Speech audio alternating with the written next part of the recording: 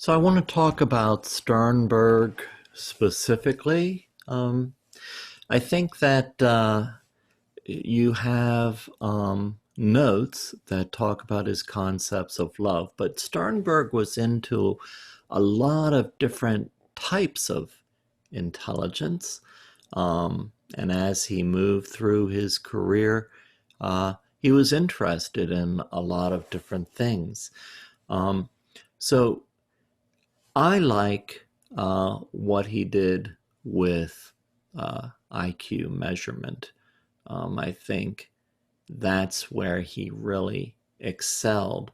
Um, but when me and my uh, friend Adrian Tomer were studying wisdom, that's when we started communicating with Sternberg and how to measure wisdom. And Sternberg has uh, theories on wisdom as well. Wisdom is kind of a little esoteric thing. If you have any viewpoints on what's wisdom as opposed to IQ or intelligence or achievement, what makes somebody wise, uh, what helps that in development. Can a young person be wise? Do you have to have life experience? Anyway, we were getting into all of that kind of stuff. Um, and he also talked about love, Sternberg. I had the opportunity to uh, have a meeting with Sternberg at one of the conferences. Um, and he was a very nice person. Um, the thing about Sternberg is he's good at math, and so is my friend Adrian. Um, so they kind of connected on that. Me, I'm more like philosophical. I can I can hold my own with math, but nothing like these guys. So that they really excelled at the mathematical aspects of this. Um, so I saw, uh, Sternberg as starting with kind of the IQ, and that's really where he made a name for himself. And then he took that and moved towards, well, okay, if this is IQ, what's wisdom? And then he got into love, which is kind of interesting to me. He has 7 forms of love. Um, he never said this, but I kind of feel like they're based on the Greek forms of love.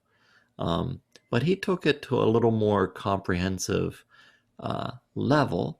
He divided forms of love into passion, intimacy, and commitment.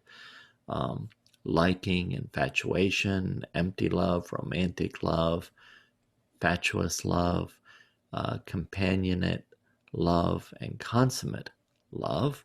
And as you notice, as this chart goes down, it checks more of the boxes.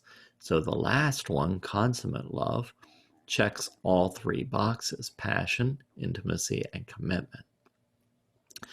Um, I think that there's personally a lot more to love than this, um, but but hey, this is a good starting point. And as you read through these different things, he explains each type of love. Um, at some point, so we're going to talk about Bronfenbrenner soon in the course. And then the last 3 classes, we're going to talk about different developmental stages on a broader scale, like children, adolescents, what are their challenges, young adults. And I'm going to give you my own theory of uh, love. And but he also writes, Sternberg also writes about myths about love, um, about characteristics of authentic love, inauthentic love. And I'd just like to hear your own response. Do you agree? Do you disagree? It's really just something to think about, uh, and I just found it interesting. Um, I also wanted to add, since this week we're kind of talking about IQ, um, the smartest person I ever met, what I don't know even know if smart is the right word, but the highest IQ, the most interesting, it was a third grade student. She, I don't even know if they could have measured her IQ. So, uh, gifted is above 130, genius is 150, but it's really unmeasurable. Um, she was off the charts. Uh, but I'm not saying that because of her IQ scores. I'm saying this because just talking with her as a school counselor, I could have talked with her all day. It wasn't about the information she knew, like it wasn't memorization, although she could both learn and memorize and recall that information. What made her really interesting is the connections that she was able to make. Um, like I might bring up one subject that she was working on in school, and she would connect it with a totally different subject, and it made sense. And it was not a connection that I would naturally make. So here I was, uh, I'm no slouch as far as intellect, but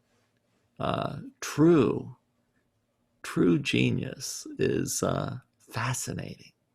Wondering if you ever met anybody like that.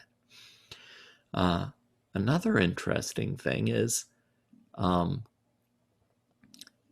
I don't think you have to have an extremely high, like genius IQ, to have profound insights. Um, I had an apartment, and my next door neighbor was cognitively challenged. The old term would have been mentally retarded, but Um, so, but he had such insight into life. Uh, I learned just as much from him, and I think every human being is like that. So it's not all about IQ, but it is certainly interesting. I'm wondering if you have any stories about that.